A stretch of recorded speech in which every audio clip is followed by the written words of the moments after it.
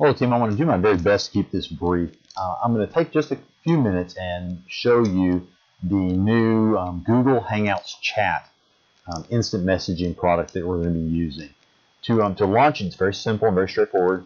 The easiest way for most people is going to be to launch a Chrome browser window. If you get error messages in trying to launch Hangouts Chat that say the browser is not supported, you're probably using Internet Explorer. So double check and make sure that you're using Chrome. And then right up here in this top corner, your app launcher, once you're logged in, if you look, you're going to be able to find one that's called Chat. It's going to be this little message bubble with an @ symbol. Do not confuse it with Hangouts.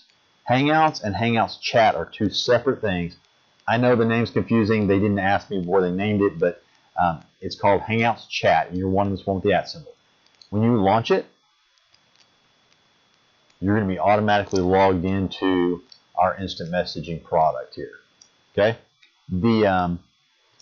My recommendation would be to take and right-click up here and click Pin, Tab, right there. And what that's going to do is make sure that every time you launch Chrome, that browser window is going to open. And so that's just an easy way to always have it going and to be using it as much as you can. The three types of communication that you're going to deal with mostly. We're not going to worry about what bots are. We may use those eventually, but for right now, we don't worry about it. You're going to deal with rooms, you're going to deal with direct messages, and you're going to deal with group messages. Okay? So, start that off. I can just click right there. If I want to send a direct message to somebody, let's say I want to send a message to Mr. Matheson. I can type in Matheson.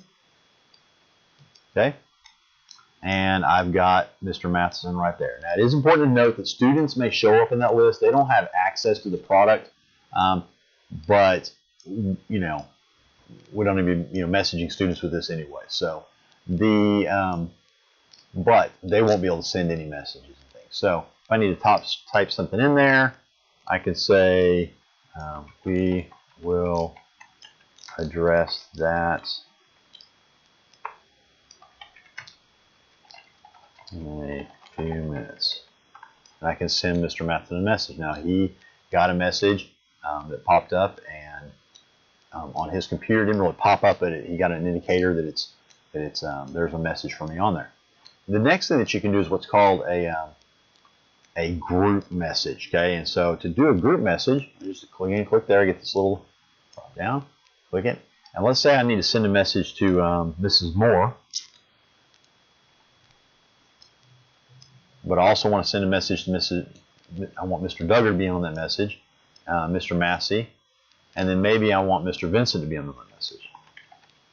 Well, I can simply select there, type Mr. Vincent, and then hit for the message. Now I've created a message that has all four of these individuals and myself in it. They can respond back, do whatever they need to that way. Again, very easy to create a message in there. The final thing would be what's called a room. And a room is something that's kind of a preset group of people. And so in this case, I've got one set up. Let's see. I'm just going to type in here. You can actually search them. And let's see. Admin. And there's one that's admin support staff right there. And so that's a group. It's available to me because I'm a member of it. So you probably won't have those two groups, but you'll have groups that you've been invited to, or groups that somebody maybe has just placed you into. And you can see Mr. Vincent sent a message a few days ago, and we kind of replied in on that. And then I sent one a couple of minutes ago while I was trying to get prepared for this little tutorial. And as a test, Mr. Vincent received it, Ms. Mackey got it, Ms. Hogue. There's a whole series of emojis which I'm hearing are very popular. So if you are a member of that, you can reply, and you're going to get all the messages in the group. So again, very, very straightforward, easy to use. Now, if I choose to reply to this, I can. I can upload a file. I can put a Google Drive file in there. I can even add a video meeting if I'm on an iPad or a Chromebook, and we can start a video meeting with that. And then anything I type in here would obviously be put put right up at the bottom of the message. So very, very straightforward. If I want to start a new conversation, so this is about maybe one topic, but if I need to put something else, I can just click there and start kind of a new thread or a new conversation within that.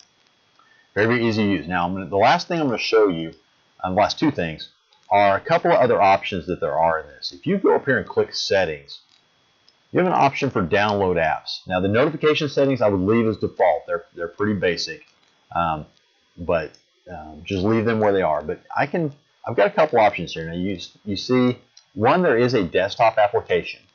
I like it. It's small. It really functions though exactly like this. So I downloaded it earlier, and what you're going to see again, it does create a little icon down here.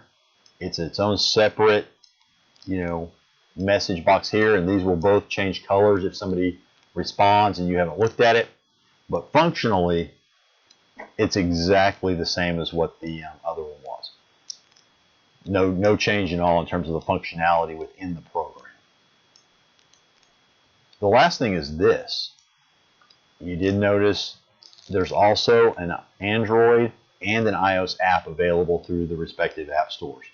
And the nice thing about that is that it is available for your phone, so you can get messages if you're away from your desk. But that can also be a little disadvantage, because that means that you're going to get messages. When any time that somebody sends you a message, it's going to buzz and ring through on your phone. So it's obviously not a mandatory thing, but if you chose to do it that way, you could do it. One little piece of thing that I would tell you guys about, and I believe Mr. Vincent already mentioned this.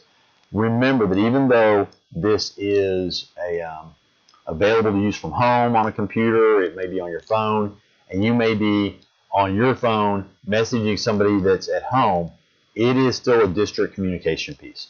It is subject to open records request, and is really subject to the same professional standards that we would expect on any other type of district communication device and district communication piece that we have.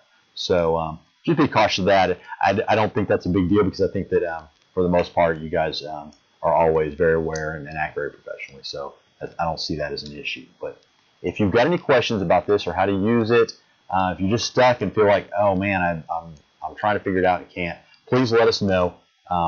Myself, there'll be teachers nearby that are already using this product and already got a pretty good grip on it. So we'll be happy to help you out as much as we can. If you need anything, again, let me know.